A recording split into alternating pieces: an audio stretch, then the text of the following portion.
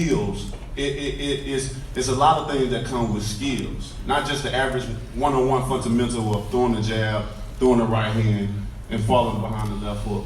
You know, it's so many different things, and that's why boxing is what it is. Styles make fights, and there'll always be the same styles make fights, but we all have to have different types of styles and abilities of doing things. So in you know, the first one, I showed them. I was so excited. It was my time. You know, it was my time. I don't think a person will ever know what it feels like to compete against so many different sports in this country, knowing that boxing is not the top sport, and finally get you a date to yourself. You know, it was amazing. I had the first promotion. I came in with one arm. You know, I broke my hand in camp. I only had 12 weeks and 4 days to train. And that 12 weeks and 4 days, guess what? When that ran out, I was going to be in the ring exact. And I didn't want to risk throwing my hand in camp. I said, at least if I break it in the fight, I'm getting paid. But this time around, I'm in full health. I got both of my hands together. And with Deontay Wilder, I'm unpredictable, so you just don't know what's going to happen. But I know when it comes, bam, baby, good enough. Thank you so much. And Tyson, for you, I know that you want probably a repeat of the last fight where you were sensational in the boxing element of it. Is that right? And then on top of that, the change in trainers, how will that help you execute that?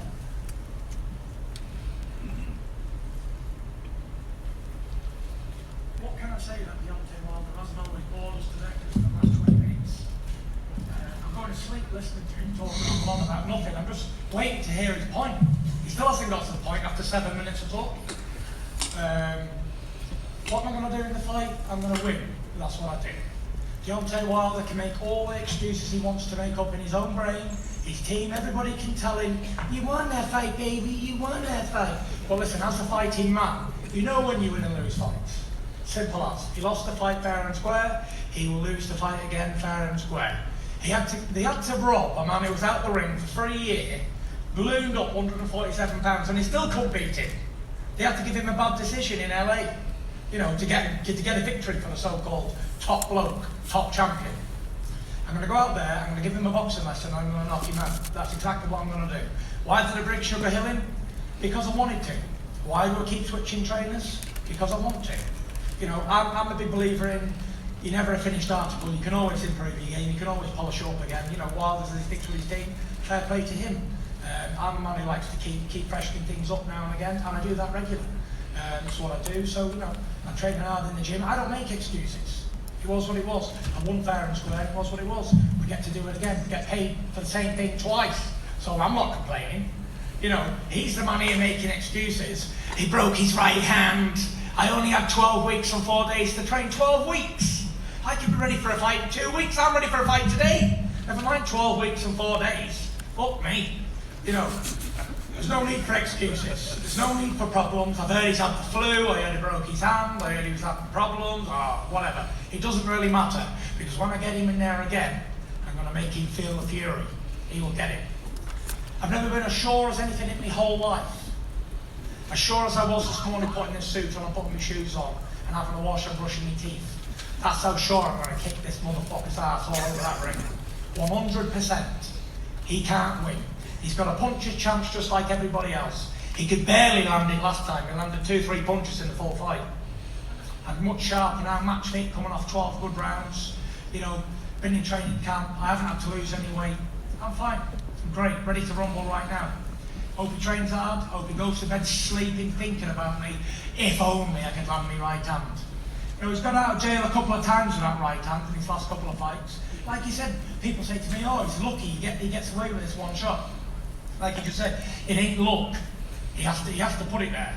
Well, this time, it won't be there. Because I'm going to be super slippery. I'm going to be like a goldfish in a goldfish boat swimming away. And that's it, you know. I'm not here to call him or run him down, because when I run him down, it only makes my victory look shitter on the night, doesn't it? So I want people to think he's the best puncher in history, the greatest boxer in history, the longest reigning champion ever, the best there ever was. So when I beat him February 22nd, then it makes my victory look even sweeter. But when I really face facts, when I beat Deontay Wilder, I've just beat another bare bum in the shower with a pair of boxing gloves on. just another tick on the record, another man in the street. That's all he is. It's another person to me. Makes up numbers. The Tyson Fury Roadshow continues, and who knows where it will end next. It might be Tokyo, it might be Rome, it might be anywhere. Next stop, Las Vegas. Keep watching. Deontay over here. This will be your third rematch. You had one with Berman Stavern, Luis Ortiz, and now Fury. Fury has not had a rematch. So what do you think? What do you make of the fact that you can see and prepare for an opponent the second time, and he hasn't had that opportunity yet? I have had that opportunity. I have had a rematch before, twice. Get your boxing back straight, Bush. Come on. He's aggravated, don't mind him. You know, in rematches, I'm always better than I was the first time because of what I've seen in the ring and what I've experienced with my opponent. So the second time around, the preparation is a little bit easier because we understand what are they trying to do. I'm very smart. My IQ in the ring is very, very high, you know, and that's why I'm able to set guys up like I'm able to set them up and then get rid of them in the devastating fashion that I get rid of them in. With him, I know everything he want to do. He gave me 100% of him. No matter what he may say, no matter if he got off the couch or whatever, he did the right things to get himself back into shape with all the things that was going on. Of course, every fighter that faced me get in tip-top A++ shape because they understand the danger that they're putting themselves in. They're putting their body in. You know, this is real life right here. When you boxing is real life. We're actually putting our life on the line, and he understands that. So with that being said, everything that he wants to do, I'm going to diffuse it. Everything he's trying to, that herky-jerky stuff and trying to win rounds, at the end of the round, sticking his long tongue out and shaking his bald head, that shit ain't going to work. That ain't going to work. You know what I'm saying? So I'm looking forward to the rematch. We know that when I talk and say things actually happen. We know when he talks, you know, it's just only just to talk, to entertain, to try to get a couple of jokes and laughs in and stuff like that. But February 22nd, when that bell ring, it ain't no joke about that. Thank you.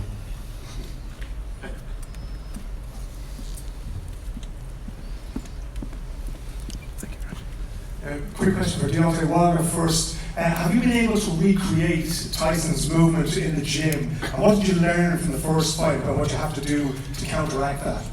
Well, we got a lot of great guys that come in and out of there, and they use the herky-jerky stuff, the feints and all that, and different things like that. You know, we're bringing different guys at different heights in, you know, that can give me different looks for sure. What was that second question you said?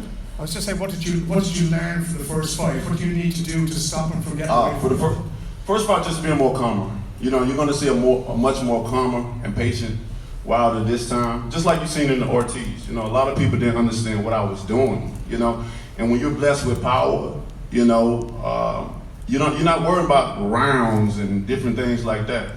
The object of boxing is to win, not just to win rounds, but to win, and I win. And I do it in a devastating fashion.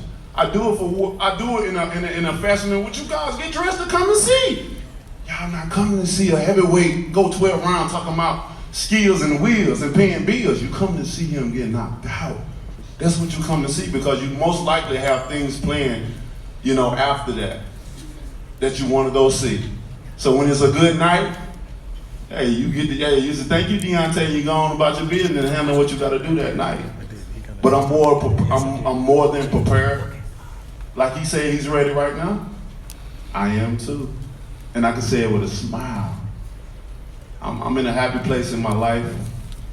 I'm very happy, I'm blessed, my family is blessed, and I'm looking forward to this rematch. You know, this is the settle the talk. You know, winner takes all right here. And I can't wait. Trust me, he's getting knocked out. Just one for Tyson. Tyson, I've seen you working with George Lockhart, the nutritionist. And why did you decide to bring George into your camp? And what difference is he making to the work that you're doing at the moment? Yeah, I brought George in. He's helping with my nutrition. Seems a really good guy. I'm eating more than I've ever ate before and training good and everything's going really well. No injuries and training camp's going quite well. I've only just started training camp like 10 days ago. So yeah, I can't complain. I never have any excuses. The only thing that I'd hope to do before I get to the fight is come to it injury free, and that's usually what any boxer can only ask for, to enter the ring injury free, and then it's down to us then on the night, who wants it more, and who's willing to go home as a loser and as a second place person. But listening to Deontay for the last half an hour, 1 minute he says I made up this title in lineal championships, and then he keeps talking about he's going to walk away with them all. So which is it? Have I made it up, and is it fake, or is it an official title? Anyone who knows boxing knows the lineage of the heavyweight division goes back to the days of John L. Sullivan, right up to the way to me today, Tyson Fury. All this talk of the lineal shit, be gone after me and whatever.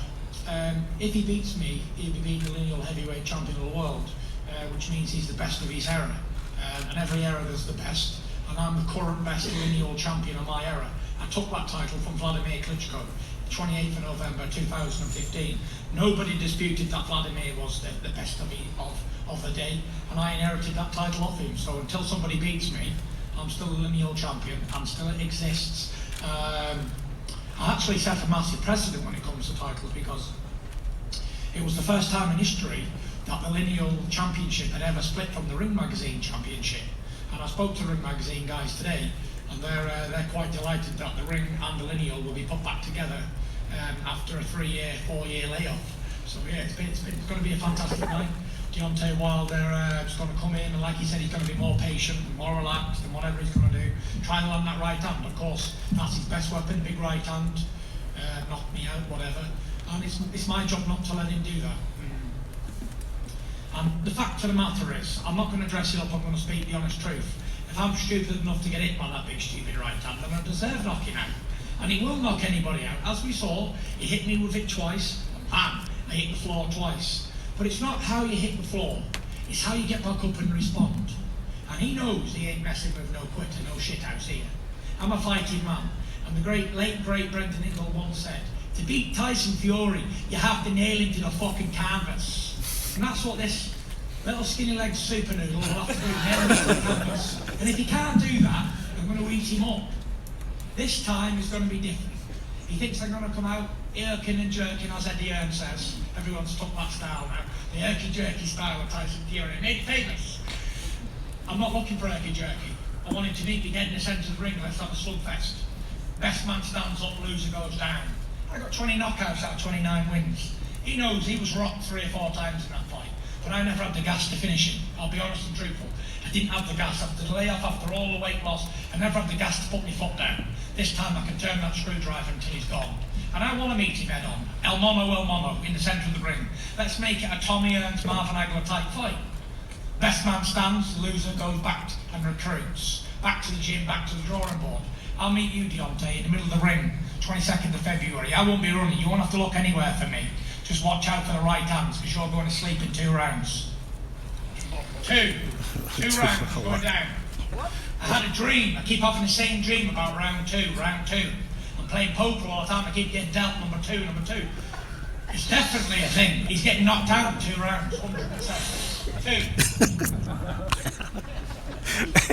Hey. That's about it now. When he's on his back looking up at me, he'll know what I'm talking about, round 2.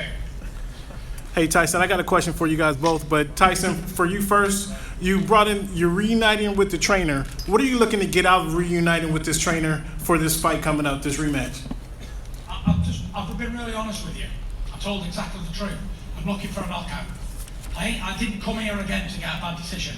You know, I know I'm not going to get a decision in the United States. It's clear. After last time, it's very clear. So that's why I hired Sugar Hill. If I didn't want a knockout, I wouldn't employ the Kronk trainer who specialises in sitting on your punches and landing the right hand. Look at Tommy, look at all the Kronk fighters, Klitschko even. They all look for that big right hand. That's all I'm looking for. One big right hand, nailed Deontay Wilder, good night. There's the game plan. I'm looking for a knockout. And if I wasn't looking for a knockout, I'd have kept hold of Benavidez, but have sharpened up on what we were doing, irky-jerky, slipping and sliding. I ain't looking for that. I ain't coming here for a points decision. I'm coming for a knockout. Like Deontay Wilder said, I'm sick of points decisions. I've had plenty of them in my career. I've had 9 of them. I'm looking for a knockout, number 21. And that's brutally honest. Brutally from the heart honest. I'm looking to knock him out. Hey, champ, he changed my mind. My line of thinking. Care to respond to his two round knockout prediction? I mean, that's what he believes in his heart. You know, that's what he believes. I always teach people when I speak. I say, speak and believe and receive it. You know. And if you really, but the magic of it all is the belief. It's the belief. And though he's saying it, I don't feel that his energy that he believes that he's gonna do that. If anything, I feel he's nervous. You know, he's very scared because of what happened the first time. And I understand this is boxing. And sometimes fighters, they have to put up this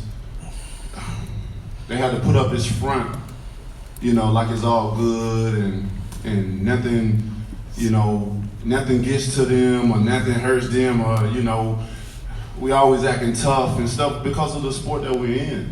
But I'm a realist though, you know. And he know what happened. When you get knocked out like that and put on, and you don't know how you got there and how you got up, it was the grace of God that bothers you. That not only affects you, but it affects your environment, it affects your family as well. Because they know you going in there again with this monster. And you know what he's capable of doing. It's not an act. It's something I do every time I'm out. I knock guys out. Every guy that I face, I put him down. And it won't be no difference this time around either. Y'all know what I'm good at it. I'm great at it. I'm providing my service. I'm providing my service to my greatness and getting it to you guys each and every time. You know this. They know what they up against. Like I said, I'm happy. I sit up here right here with smiles. I can't even stop smiling because that the inner happiness inside of me. I'm not concerned or worried about who he got in camp or what he got going on. I'm not worried at all. He should be worried about me. And I already started camp 10 days, and when this was going to the 3rd week. Boy, you better. Boy, it's gonna be a beautiful moment in time for me, but not so pleasant for him. Thank you very much to our fighters, to our promoters, trainers, camps as well. Thank you to you for being here. That concludes our Q&A session and it concludes our press conference for today. We've been asked to have our fighters once again square off, face off.